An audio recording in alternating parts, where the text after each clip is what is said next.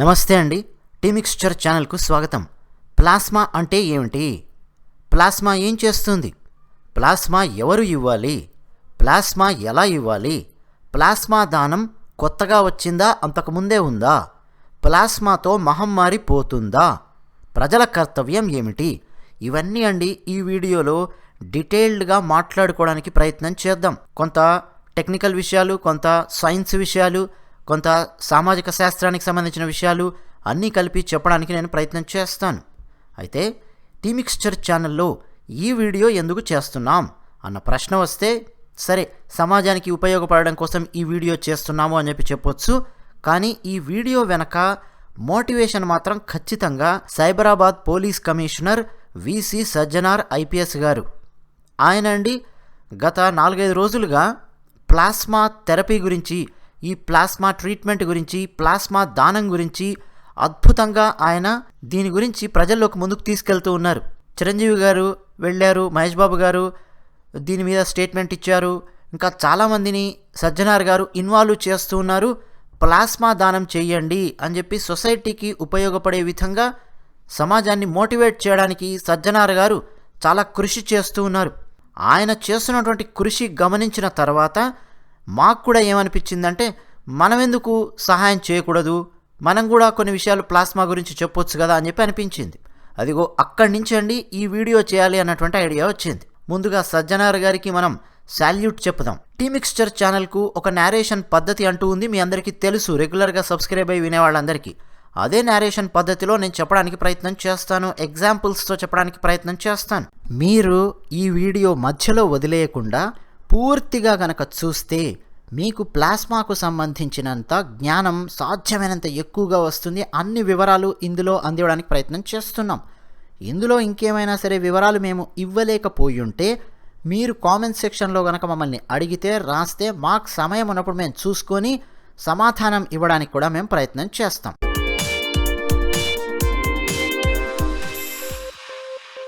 భారతదేశంలో చాలా సిస్టమ్స్ ఉన్నాయి. ఉదాహరణకు డాక్టర్ బిఆర్ అంబేద్కర్ గారి ఆధ్వర్యంలో రాయబడినటువంటి కాన్స్టిట్యూషన్ ఆఫ్ ఇండియా ఉంది, అంటే రాజ్యాంగం ఉంది, అదొక సిస్టమ్. అలాగే సుప్రీంకోర్టు వ్యవస్థ ఉంది. మన భారతదేశంలో అంతిమ వ్యాఖ్యాత ఎవరు అంటే సుప్రీంకోర్టు. అలాగే వివిధ కోర్టులలో పనిచేయడానికి లాయర్స్ ఎందరో ఉన్నారు.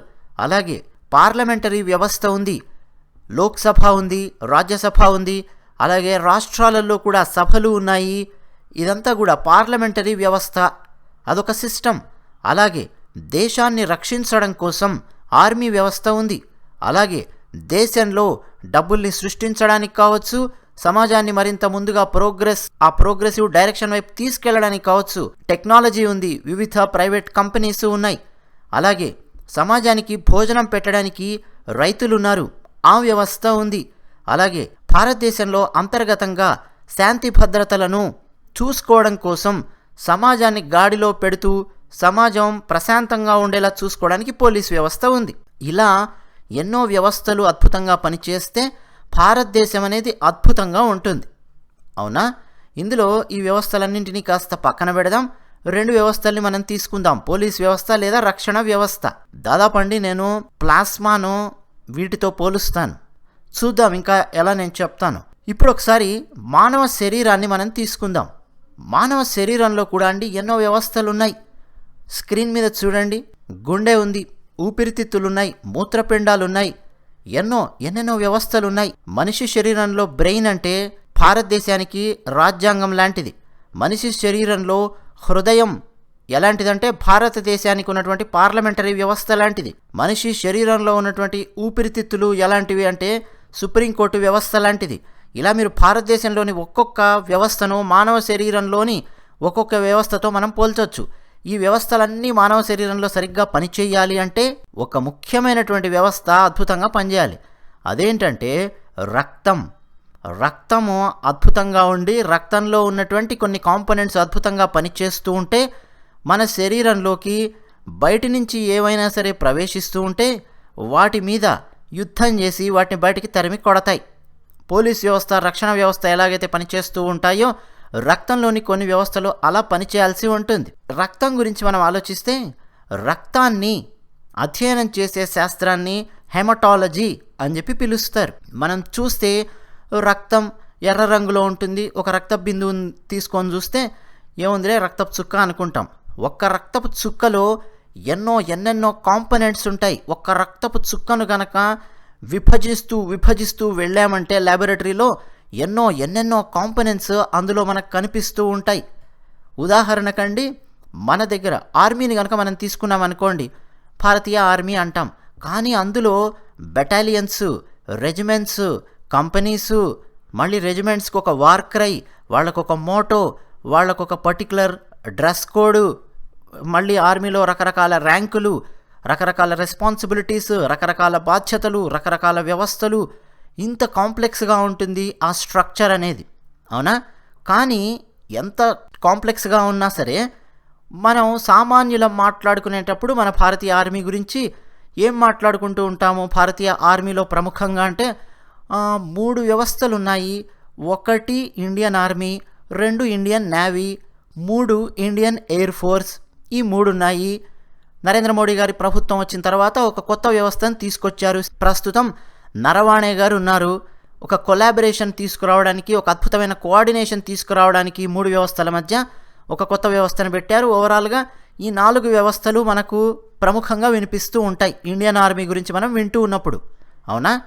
అలాగే రక్తం గురించి కూడా అండి ఎన్నో కాంపోనెంట్స్ రక్తంలో ఉన్నప్పటికీ, అంటే లింపోసైట్స్ ఉంటాయి, బాసోఫిల్స్ ఉంటాయి, ఇసినోఫిల్స్ ఉంటాయి, మోనోసైట్స్ ఉంటాయి, న్యూట్రోఫిల్స్ ఉంటాయి, HDL, LDL, water, iron, oxygen, wastage, ఇలా ఎన్ని ఉన్నప్పటికీ రక్తాన్ని మనం ప్రముఖంగా 4 భాగాలుగా విభజించవచ్చు.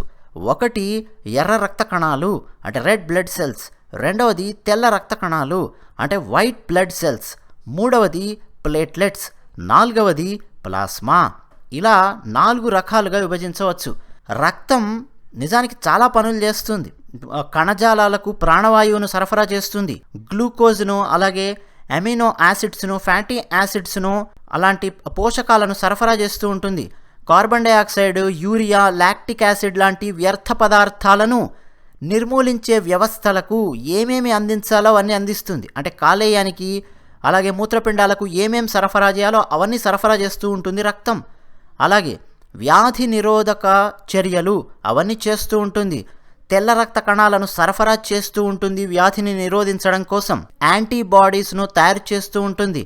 అంటే శరీరంలోకి కొత్త క్రిములు, రోగ కారకాలు ఏమైనా సరే ప్రవేశిస్తూ ఉంటే వాటి మీద యుద్ధం చేయడానికి కావాల్సిన యాంటీబాడీస్ను తయారు చేస్తూ ఉంటుంది. మనకి ఎప్పుడైనా సరే దెబ్బ తగిలి రక్తం గారుతూ ఉంటే అది గడ్డ కట్టేలా చూసుకుంటూ ఉంటుంది శరీరంలోని రక్త ప్రసరణ వ్యవస్థ. అఫ్కోర్స్ విటమిన్ కే లాంటివి కొన్నిటిని ఉపయోగించుకుంటుంది. హార్మోన్లను సరఫరా చేయడానికి ఒక వాహికగా పనిచేస్తూ ఉంటుంది. దెబ్బతిన్న కణజాలాల యొక్క సమాచారాన్ని మెదడుకు చేరవేస్తూ ఉంటుంది. శరీరంలో pH వాల్యూ అంటే ఆమ్లము, క్షారము వాటి సమతుల్యత దాన్ని నియంత్రిస్తూ ఉంటుంది. శరీరంలో ఉష్ణోగ్రతను నియంత్రిస్తూ ఉంటుంది. హైడ్రాలిక్ అంటే పంపింగ్ విధులు నిర్వహిస్తూ ఉంటుంది, అందులో భాగంగా ఉంటుంది. ఇలా రక్తం చాలా పనులు చేస్తూ ఉంటుంది శరీరంలో. అందులో ఒక ముఖ్యమైన పని ఏంటంటే ఇన్ఫెక్షన్లపై పోరాడే యాంటీబాడీస్ను శరీరం అంతటికీ తీసుకెళ్లడం. ఎస్, ఈ పని చేస్తూ ఉంటుంది. మన శరీరానికి గనక ఏదైనా ఇన్ఫెక్షన్ వచ్చి మనం దాన్ని ఎదుర్కోలేని పరిస్థితుల్లో ఉంటే ఏమవుతుంది? భారతదేశానికి గనక ముఖ్యంగా అండి రక్షణ వ్యవస్థ, అలాగే పోలీసు వ్యవస్థ ఎంత అద్భుతంగా పనిచేస్తే మిగతా వ్యవస్థలన్నీ భారతదేశంలో అంత అద్భుతంగా పనిచేస్తూ ఉంటాయి. సుప్రీంకోర్టు కానీ ఏదైనా నడవాలన్నా, లాయర్లు వెళ్ళి ఏదైనా వాదించాలన్నా, మంచి చెడు మనం చర్చించుకోవాలన్నా, ఆ పార్టీ ఈ పార్టీ అని చెప్పి మనము వాదోపవాదాలు చర్చలు చేయాలన్నా, సినిమాలు చూడాలన్నా, ఏం చేయాలన్నా కానివ్వండి, భారతదేశానికి మిలిటరీ అలాగే అంతర్గతంగా పోలీస్ వ్యవస్థ, ఈ 2 వ్యవస్థలు అద్భుతంగా పనిచేస్తూ ఉంటే మిగతా వ్యవస్థలన్నీ ప్రశాంతంగా తమ పని చేసుకుంటూ ఉంటాయి. సేమ్ అండి, ఈ యాంటీబాడీస్ను శరీరం అంతా కనుక రక్తం తీసుకెళ్తూ ఉంటే శరీరంలో ఉన్న వైటల్ ఆర్గాన్స్ అన్నీ కూడా అద్భుతంగా పనిచేస్తూ ఉంటాయి. అది ముఖ్యమైనటువంటి పాయింట్. రక్తంలో కనుక తీసుకుంటే 45% రక్త కణాలుంటే 55% ప్లాస్మా ఉంటుంది. నిజం చెప్పాలంటే రక్తంలో ప్లాస్మా ఉంది అని చెప్పడం కంటే ప్లాస్మాలో రక్త కణాలు ఉన్నాయి అని చెప్తే బాగుంటుందేమో టెక్నికల్గా. ఎందుకంటే ప్లాస్మా ఎక్కువ శాతం ఉంటుంది. రక్తాన్ని కనుక అండి ఎలా ఉంటుంది అని చెప్పి అడిగితే మీరు డైరెక్ట్గా చెప్పేస్తారు, మాకు తెలుసులే ఎర్రగా ఉంటుంది అని చెప్పి. ఇదిగో స్క్రీన్ మీద మనం చూస్తూ ఉన్నాం. ఎందుకు ఎర్రగా ఉంటుంది అంటే రక్తంలో హిమోగ్లోబిన్ ఉంటుంది. హిమోగ్లోబిన్లో హెమీస్ అని చెప్పి ఒక సబ్ కాంపోనెంట్ ఉంటుంది. అందులోపల ఐరన్ ఉంటుంది. ఐరన్తో కూడినటువంటి ఆక్సిజను, దానివల్ల రక్తానికి ఎరుపు రంగు అనేది వస్తుంది. డామినెంట్గా ఎరుపు రంగులో మనకు కనిపిస్తుంది రక్తం. కానీ రక్తాన్ని ప్లాస్మాను గనక విడగొడితే ప్లాస్మా ఇదిగో మీకు స్క్రీన్ మీద కుడివైపున కనిపిస్తోంది, అలా కనిపిస్తుంది. ప్లాస్మా ఎల్లో కలర్లో ఉంటుంది. పసుపు నీళ్లు ఎలా ఉంటాయో అలా ఉంటుంది ప్లాస్మా. నిజం చెప్పాలంటే ఈ పసుపు నీళ్ళ లోపల రక్త కణాలు తిరుగుతూ ఉంటాయి. కానీ రెడ్ డామినెంట్ కలర్ మనకు ఆ రక్తం అనేది ఎరుపు రంగులోనే ఎక్కువగా కనిపిస్తూ ఉంటుంది. ఈ ఎల్లో కలర్ అనేది బయటికి మనకు కనిపించదు రక్తాన్ని మనం చూసినప్పుడు. సరే, అది మళ్ళీ వేరే అధ్యయనము, అది మళ్ళీ వేరే శాస్త్రం. అది ఫిజిక్స్, ఆప్టిక్స్, కలర్, అదంతా వేరే శాస్త్రం, అక్కడికి వెళ్ళొద్దు మనం. నెక్స్ట్, ప్లాస్మా లోపల ఏముంటుంది అంటే water, sugar, fat, proteins, salts ఇవన్నీ ఉంటాయి ప్లాస్మా లోపల. అంటే నీళ్లు, షుగర్స్, కొవ్వు పదార్థాలు, లవణాలు. ఇంకా చెప్పాలి అంటే ions, proteins, dissolved gases, nutrient molecules, wastes ఇవన్నీ ఉంటాయి ఈ ప్లాస్మా లోపల. ప్రోటీన్స్ అని చెప్పి అక్కడ కనిపిస్తోంది, కరెక్ట్గా దాన్ని చూడండి. నేను వేలు పెట్టి మరీ చూపిస్తున్నాను. ప్రోటీన్ మీద మీ కాన్సన్ట్రేషన్ పెట్టండి. ప్రోటీన్స్లో మళ్ళీ యాంటీబాడీ ప్రోటీన్స్ ఉంటాయి, కోయాగులేషన్ ఫ్యాక్టర్స్ ఉంటాయి, ప్రోటీన్స్ అల్బుమిన్ ఉంటుంది, ఫిబ్రినోజెన్ ఉంటుంది, ఇవన్నీ ఉంటాయి. ఈ యాంటీబాడీ ప్రోటీన్సే అతి ముఖ్యమైనటువంటివి. ప్లాస్మా ఏం చేస్తుంది అన్నది ఇక్కడ ప్రశ్న. మళ్ళీ మనం భారతీయ ఆర్మీ ఒక ఉదాహరణ తీసుకుందాం. మన ఇండియన్ ఎయిర్ ఫోర్స్ని తీసుకుందాం. మీకు స్క్రీన్ మీద నేను చూపిస్తున్నాను. మిస్టర్ భదౌరియా గారు ఇండియన్ ఎయిర్ ఫోర్స్ మొత్తం ఆయన నాయకత్వంలో ఇప్పుడు నడుస్తుంది. ఆయనే మొత్తం శాసిస్తారు ఇండియన్ ఎయిర్ ఫోర్స్ను. ఆ పక్కన ఇండియన్ ఎయిర్ ఫోర్స్లో పైలట్స్ వాళ్ళందరూ. ప్లాస్మా ఏం చేస్తుంది తెలుసుకోవడానికి వీళ్ళకేంటి సంబంధం అంటారా? వీళ్ళు తెల్ల రక్త కణాలు లాంటి వాళ్ళు, అంటే వైట్ బ్లడ్ సెల్స్. వీళ్ళు ఏం చేస్తారు, భారతదేశం లోపలికి ఎవడైనా సరే చొచ్చుకు రావడానికి ప్రయత్నం చేస్తూ ఉన్నాడంటే శత్రువు, చితగొట్టి పారేస్తారు వాడిని. వాడికి వార్నింగ్ ఇస్తారు, చితగొట్టి పారేస్తారు. వైట్ బ్లడ్ సెల్స్ చేసే పని అది మన శరీరంలో. కానీ వాళ్ళ పని చేయాలంటే వాళ్ళకి ఏం కావాలండి? ఆయుధాలు కావాలి, వాళ్ళకి కావాల్సినటువంటి ఇన్ఫ్రాస్ట్రక్చర్ కావాలి. అది ఉంటే అద్భుతంగా వాళ్ళు పనిచేస్తారు. మామూలుగా సినిమాలలో అయితే పాత సినిమాల్లో hand to hand hero villain 10 మందిని కొడుతుంటాడు, ఫైట్ చేస్తుంటాడు, ఇవన్నీ ఓకే. కానీ అది కాదు కదా. ప్రాక్టికల్గా మాట్లాడితే వాళ్లకు కావాల్సినటువంటి ఇన్ఫ్రాస్ట్రక్చర్ ఉంటే దాంతో వాళ్ళు అద్భుతంగా పనిచేస్తారు. ఉదాహరణకు రాఫెల్ యుద్ధ విమానాలు, బ్రహ్మోస్ క్షిపణులు, బ్రహ్మోస్ క్షిపణులను సుకోయ్ విమానాలలో ఫిక్స్ చేయొచ్చు. రాఫెల్ యుద్ధ విమానాలు ఇవన్నీ ఇచ్చామనుకోండి ఇన్ఫ్రాస్ట్రక్చర్, దాంతో వాళ్ళు పోరాడతారు, అద్భుతంగా వాళ్ళు పనిచేస్తారు. దేశ రక్షణ కోసం ఏమేం చేయాలో అని వాళ్ళు చేస్తారు. అవునా? సో దీన్ని మనం దేంతో పోల్చొచ్చు అంటే యాంటీబాడీస్తో మనం పోల్చొచ్చు. ఈ యాంటీబాడీస్ను తీసుకొని వైట్ బ్లడ్ సెల్స్ మన శరీరం లోపలికి ప్రవేశించే ప్యాథోజన్స్తో పోరాడుతూ ఉంటాయి. యాంటీబాడీస్ అని చెప్పి మనం మీడియాలో చూస్తున్నాము, చాలామంది మాట్లాడుతూ ఉన్నారు. కానీ మెడికల్ పరిభాషలో యాంటీబాడీస్ అని చెప్పి ఎవరు మాట్లాడారు. కానీ వాటిని ఏమనాలి అంటే గ్లోబ్యులిన్స్ అనే ఒక పదాన్ని గుర్తుపెట్టుకోండి.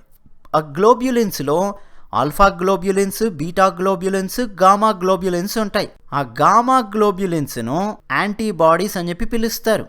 ఇంకా ఆ గామా గ్లోబ్యులిన్స్ను ఇమ్యూనోగ్లోబ్యులిన్స్ అని చెప్పి పిలుస్తారు. ఇంకా మీకు ఆల్ఫా గ్లోబ్యులిన్, బీటా గ్లోబ్యులిన్ అని చెప్పి చూపించాను కదా.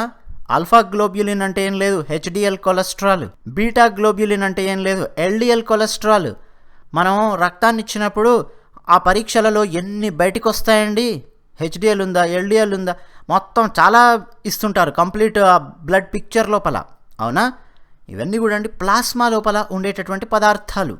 సో ఏం చేస్తుంది ప్లాస్మా అంటే శరీరానికి రోగ నిరోధక శక్తిని అందించడానికి కావాల్సిన యాంటీబాడీస్ ప్లాస్మా లోపల ఉంటాయి. ప్లాస్మా ప్యాథోజన్స్ను గుర్తించి వాటిని న్యూట్రలైజ్ చేయడంలో సహాయపడుతూ ఉంటుంది. ప్యాథోజన్స్ అంటే ఏమీ లేదు, మనం నార్మల్గా భాషలో మాట్లాడుకుంటే సరే ఇప్పుడు మహమ్మారి వస్తుంది కాబట్టి మహమ్మారులు అని చెప్పి అనొచ్చు.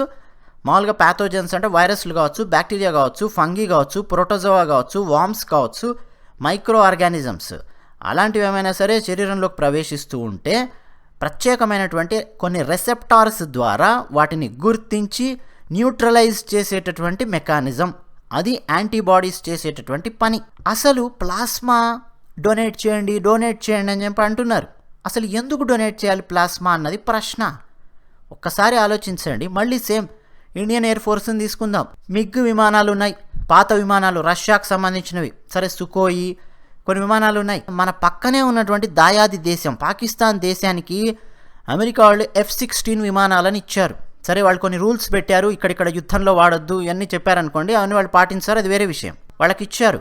అలాగే మన పైనే ఉన్నటువంటి ఒక దేశం, ఎర్ర దేశం, మన భారతదేశం ఇది కాలు దూవుతూ ఉంటుంది.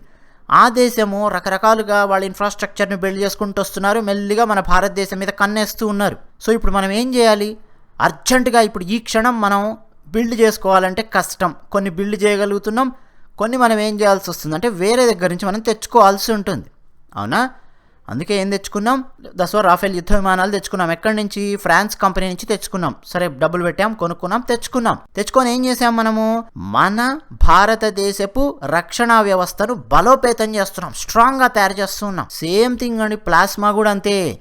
ఇప్పుడు మన శరీరంలో రోగ నిరోధక శక్తి ఎంతవరకు ఇవ్వాలో అంతవరకు యాంటీబాడీస్ ఉన్నాయి, పనిచేస్తూ ఉన్నాయి. కానీ మహమ్మారి సోకింది, రోగ నిరోధక శక్తి తగ్గింది. ఆ టైంలో ఏం చేయొచ్చు? వేరే శరీరంలో నుంచి మనం గనక ప్లాస్మాను తీసుకుంటే ఆ ప్లాస్మాలో ఉన్నటువంటి రోగ నిరోధక శక్తికి సంబంధించినటువంటి యాంటీబాడీస్ మన శరీరం లోపలికి ప్రవేశించి మనకు సహాయం చేస్తాయి. ఆ ఉద్దేశ్యంతో మనకు గనక ఒకవేళ మహమ్మారి సోకితే ప్లాస్మా తీసుకుంటున్నాం. అలాగే మహమ్మారి సోకినటువంటి వాళ్లకు ప్లాస్మా ఇస్తూ ఉన్నాం. ప్లాస్మా ఎందుకు ఇవ్వాలి అంటే ఫండమెంటల్గా చెప్పాలంటే అండి, హ్యుమానిటీ అన్నది ముఖ్యమైనటువంటి పాయింట్. మానవత్వం. ఇది మన సమాజం. కులాలకు, మతాలకు, ప్రాంతాలకు, వర్గాలకు, పార్టీలకు అన్నింటికీ అతీతంగా ఆలోచిస్తేనే ఇప్పుడున్నటువంటి మహమ్మారిని సమాజంగా మనం ఎదుర్కోగలం. అది ముఖ్యమైనటువంటి పాయింట్. అందువల్ల మనం ఏం చేయొచ్చు అంటే ప్లాస్మాని దానం చేసి మరొకరి రోగ నిరోధక శక్తిని మనం పెంచవచ్చు. ఆ కాన్సెప్ట్లోంచి వస్తుంది ప్లాస్మాను దానం చేయాలి అన్నటువంటి పాయింట్. ఇక ఎవరు దానం చేయొచ్చు?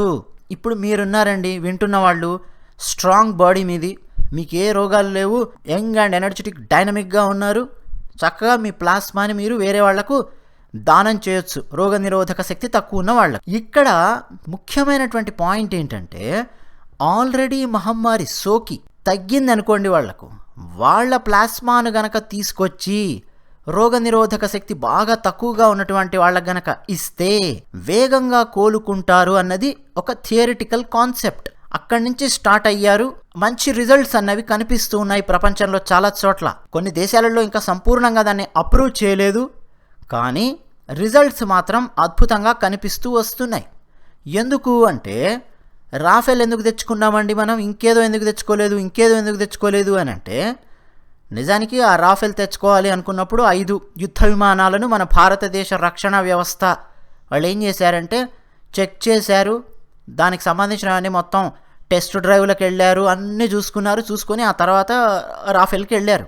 ఆ పరిస్థితి అయితే మానవ శరీరం ప్లాస్మాకు ఉండదు కదా.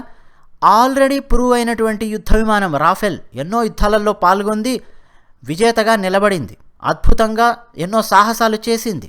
ఇప్పుడు మన భారతదేశంలో కూడా పరిస్థితి ఏంటి అంటే, మనకు బార్డరు చాలా పెద్ద బార్డర్ ఉంది. రాజస్థాన్ బార్డరు ఉంది, అక్కడ 50 డిగ్రీల ఎండ ఉంటుంది, 50 డిగ్రీ సెల్సియస్ ఎడారులు.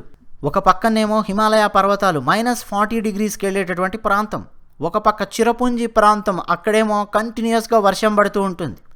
కొన్ని చోట్ల దట్టమైనటువంటి అడవులు, కొన్ని చోట్ల మంచు పర్వతాలు, లోయలు, ఆక్సిజన్ తక్కువగా ఉన్నటువంటి ప్రాంతాలు, ఎండ ఎక్కువగా ఉన్నటువంటి ప్రాంతాలు, ఇలా రకరకాల ప్రాంతాలలో కూడా ఎగరగలిగేంతటి సత్తా ఉన్న సరికొత్త యుద్ధ విమానం కావాలి అని చెప్పి మనం తెచ్చుకున్నాం దాన్ని. అంటే ఆల్రెడీ అది వీటన్నింటిని తట్టుకొని నిలబడగలదు అని చెప్పి ప్రూవ్ చేసింది. సేమ్ థింగ్ అండి, ఆల్రెడీ మహమ్మారి సోకినటువంటి ఒక వ్యక్తి ఆ మహమ్మారిని ఎదుర్కోవడానికి అతను ఏమేం చేయాలో అన్నీ చేశాడు. వ్యాయామాలు చేశాడు, మంచి ఆహార పదార్థాలు తీసుకున్నాడు, వైటమిన్స్ తీసుకున్నాడు, క్వారంటైన్లో ఉన్నాడు, డాక్టర్స్ చెప్పింది విన్నాడు, యోగా చేశాడు, అన్నీ చేశాడు. పర్ఫెక్ట్గా మానసికంగా శారీరకంగా దృఢంగా ఉండి మహమ్మారిని ఎదుర్కొని బయటికి వచ్చాడు. మొత్తం టెస్ట్ చేస్తే నెగిటివ్ వచ్చేసింది, అద్భుతంగా ఉన్నాడు. అతని శరీరంలో నుంచి గనక ప్లాస్మాను తీసుకొని వేరే వ్యక్తులకు ఇస్తే, ఆ వేరే వ్యక్తులు ఎవరు? మహమ్మారి సోకి ఇబ్బంది పడుతూ బాధపడుతూ రోగనిరోధక శక్తి బాగా తగ్గిపోయినటువంటి వాళ్ళకి గనక ఇస్తే ఈ వ్యక్తి శరీరంలో ఆల్రెడీ ఆ రక్తం ఆ ప్లాస్మా ఆల్రెడీ ప్రూవ్ చేసింది కాబట్టి మహమ్మారిని ఎదుర్కోగలదు అని, సేమ్ దాన్ని తీసుకొచ్చి కనుక ఇస్తే శక్తివంతంగా ఎదుర్కోగలదు మహమ్మారిని అన్న కాన్సెప్ట్లోంచి వస్తుంది ఆల్రెడీ మహమ్మారి సోకినటువంటి వాళ్ళ ప్లాస్మాను తీసుకోవడం అన్నది. ఓకే, జనరల్గా మాట్లాడుకుంటే ప్లాస్మా ఎవరు ఇవ్వాలి అన్న ప్రశ్న వస్తే ఇవి జనరల్ గైడ్ లైన్స్ నేను స్క్రీన్ మీద చూపిస్తున్నాను. 18 సంవత్సరాల వయస్సు నుంచి 60 సంవత్సరాల వయస్సు లోపు ఉన్న వాళ్ళు ఇవ్వచ్చు. అలాగే బరువు 50 కిలోల కంటే ఎక్కువగా ఉండాలి. 32 కిలోలు 34 కిలోలు బరువు పెట్టుకొని బక్కపిండం బక్క ప్రాణం ఉన్నారనుకోండి, ఉఫ్ఫను ఉత్తే ఎగిరిపోయే బాడీ పెట్టుకొని నేను ప్లాస్మా వేయడానికి వచ్చాను అన్నారంటే నమస్కారం పెట్టి అవసరం లేదు బాబు, ముందు నువ్వు స్ట్రాంగ్గా ఉండని చెప్పి పంపిస్తారు. అలాగే ఆరోగ్యంగా ఉండాలి. ముందు ఆ ప్లాస్మా ఇవ్వడానికి వెళ్ళినప్పుడు కొంత రక్తాన్ని తీసుకొని నమూనాను పరీక్షిస్తారు. వేరే వేరే సమస్యలు ఇబ్బందులు ఏమైనా ఉన్నాయా, హెచ్ఐవి టెస్ట్ చేస్తారు, చాలా టెస్టులు చేస్తారు. ఓకే ఇవ్వచ్చు, ఆరోగ్యవంతంగా ఉన్నాడు అని చెప్పి అంటే అప్పుడు మాత్రమే ఆ ప్లాస్మా తీసుకుంటారు. బీపీ కంట్రోల్లో ఉండాలి. హై బీపీ పెట్టుకొని లో బీపీ పెట్టుకొని ఇవ్వడానికి వెళ్తానంటే కుదరదు. అలాగే డయాబెటీస్ ఉండకూడదు, దానికి కూడా కొన్ని లెక్కలు ఉన్నాయి, వాళ్ళు చెప్తారు. అలాగే క్యాన్సర్ని పోరాడి జయించినటువంటి వాళ్ళు ఉంటారు, వాళ్ళ దగ్గర నుంచి తీసుకోవడానికి సిద్ధంగా ఉండరు సాధారణంగా. ఎందుకు అనంటే ఆల్రెడీ వాళ్ళు అది క్యాన్సర్ అనేది దాని బారిన పడి దాన్ని జయించి వచ్చారు. మళ్ళీ వాళ్ళ నుంచి ప్లాస్మాని తీసుకుంటే ఏమవుతుంది అనంటే కొన్ని రకాల క్యాన్సర్స్, ఈ రక్తం అనేది ఎక్కడ తయారవ్వాలి, ఎముకల్లో ఉన్నటువంటి మజ్జ దాంట్లో తయారవ్వాలి, బోన్ మ్యారో. ఆ బోన్ మ్యారో నుంచి తయారయ్యి మొత్తం శరీరానికి రక్తం అనేది ప్రవహిస్తూ ఉండాలి. ఈ క్యాన్సర్ వచ్చినటువంటి వాళ్ళు కావచ్చు, వచ్చి తగ్గినా కానీ కొంత నెమ్మదిగా ఉంటుంది రక్తం తయారయ్యే విధానం కావచ్చు, లేదా కొంత వేగంగా ఉండొచ్చు. రకరకాల క్యాలిక్యులేషన్స్ ఉన్నాయి. వాళ్ళు కొంత మందుల మీద ఉంటారు, అందులో వల్ల వాళ్ళను ఇబ్బంది పెట్టరు. అది కూడా గుర్తుపెట్టుకోండి. ఇంకా ఏమైనా డౌట్స్ ఉంటే కూడా మీరు ఆ డాక్టర్స్ని ఎవరిని అడుగుతారో వాళ్ళని అడగవచ్చు. దీని మొత్తాన్ని అండి ప్లాస్మా థెరపీ అని చెప్పి పిలుస్తారు. Plasma therapy. రక్తదానం ఎలాగైతే చేస్తున్నామో ప్లాస్మాని కూడా అలాగే దానం చేయాల్సి ఉంటుంది. ఎలా తీస్తారు ప్లాస్మా అనేది చాలామందికి డౌట్స్ ఉంటాయి. మీరు బ్లడ్ డొనేట్ చేసినప్పుడు నీడిళ్ళు కుచ్చి ఎలాగైతే తీస్తారో అలాగే తీస్తారు. అయితే ఈ ప్రాసెస్ని మొత్తాన్ని ప్లాస్మా ఫెరెసిస్ అని చెప్పి పిలుస్తారు. సైకిల్స్ ఉంటుంది ఈ ప్రాసెస్. మీరు చక్కగా పడుకొని ఉంటారు, మీ శరీరంలోంచి రక్తం తీస్తారు, స్క్రీన్ మీద మీకు కనిపిస్తుంది ఇదిగో ఇలాంటి కొన్ని ఎక్విప్మెంట్స్ ఉంటాయి. ఆ ఎక్విప్మెంట్స్ లోపలికి ప్రవహిస్తూ ఉంటుంది, సైకిల్స్ తిరుగుతూ ఉంటుంది. అందులో నుంచి రక్తంలో నుంచి ప్లాస్మాని వేరు చేసి వేరే ఒక ప్యాకెట్ లోపలికి కలెక్ట్ చేస్తూ ఉంటారు. మరి 45% మిగతా రక్త కణాలు కూడా ఉంటాయని చెప్పాను కదా, దాన్ని ఏం చేస్తారు అన్న ప్రశ్న వస్తుంది. దాన్ని ఏమీ చేయరు, చక్కగా స్టెరైల్ సెలైన్ సొల్యూషన్తో కలిపి దాన్ని స్టెరైల్ చేసి ఆనందంగా ఫ్రెష్గా ఆ రక్తాన్ని మళ్ళీ మీ రక్తాన్ని మీ బాడీ లోపలికి పంపిస్తారు. అంటే ప్లాస్మాను మాత్రం తీసుకుంటారు రక్తంలోంచి, మిగతా రక్త కణాలను మళ్ళీ మీ శరీరం లోపలికి పంపించేస్తారు.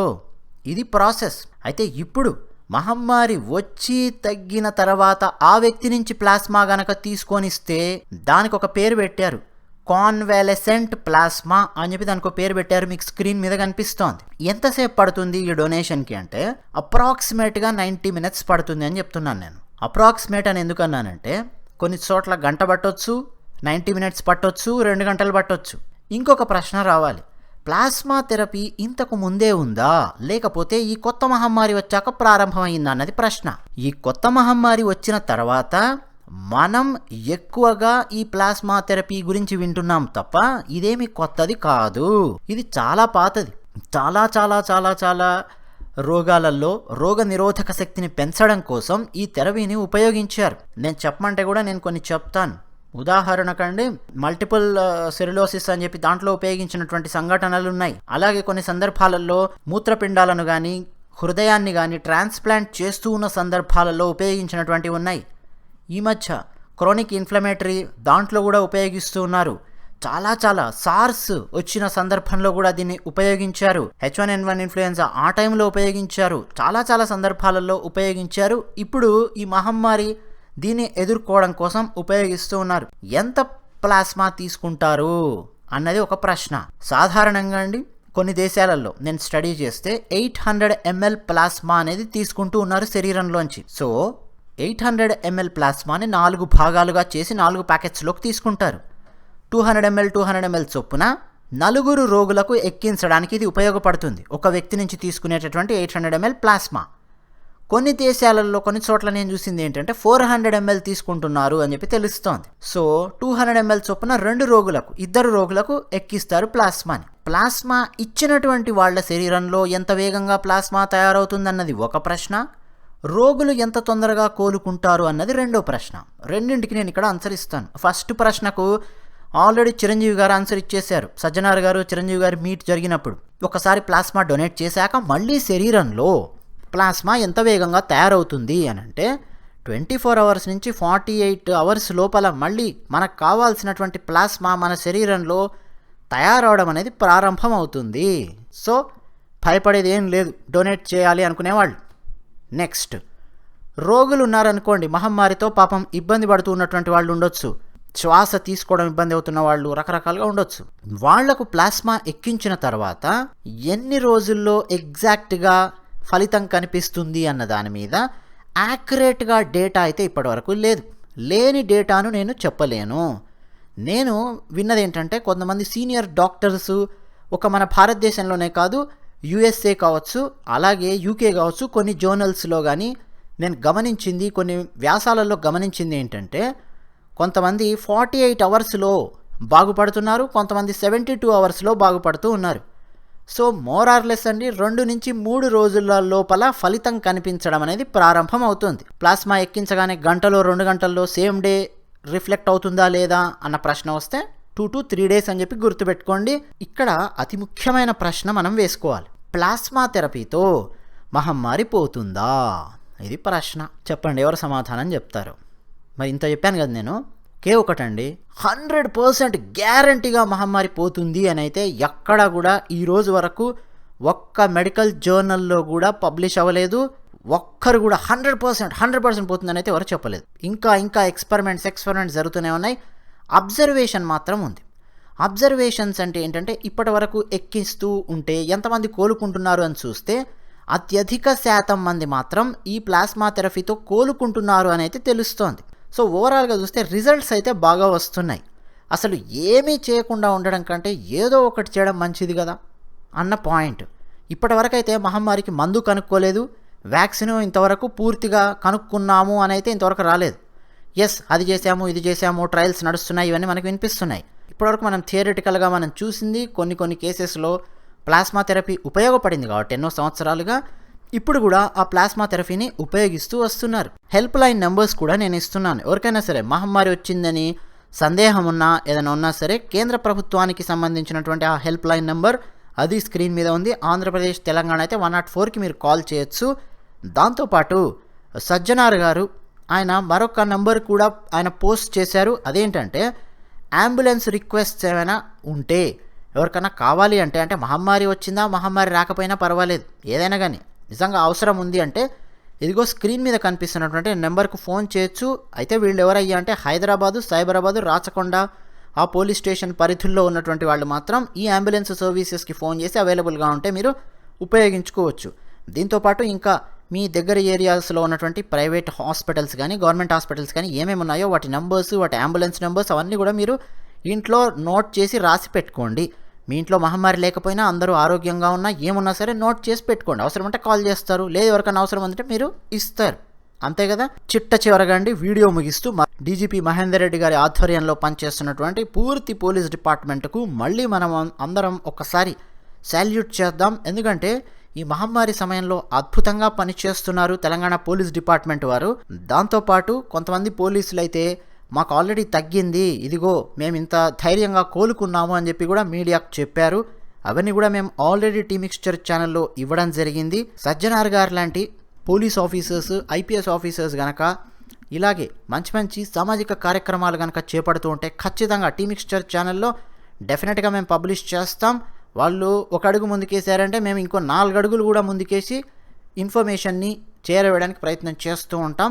ఆంధ్రప్రదేశ్లో ఏం జరుగుతోంది అన్నది మనం మరొక వీడియోలో చర్చించడానికి ప్రయత్నం చేద్దాం. ఈ వీడియో కనుక మీకు నచ్చితే వెంటనే లైక్ కొట్టండి, నచ్చకపోతే డిస్లైక్ కొట్టండి. మీరేమనుకుంటున్నారో మీ అభిప్రాయాలను మాతో పంచుకోండి. ఈ వీడియో లింక్ను తీసి ఇతరులకు కూడా వాట్సాప్, ఫేస్బుక్, ట్విట్టర్లలో మీరు షేర్ చేస్తారని చెప్పి నేను ఆశిస్తూ ఉన్నాను. ఇదే వీడియోను నేను తెలంగాణ పోలీస్ డిపార్ట్మెంట్కి కూడా ట్విట్టర్లో ట్యాగ్ చేస్తాను. సరే, ఆ తర్వాత వాళ్ళు దాన్ని ఫార్వర్డ్ చేస్తారా లేదా అన్నది ఇంకా వాళ్ళ ఇష్టం. ధన్యవాదాలు.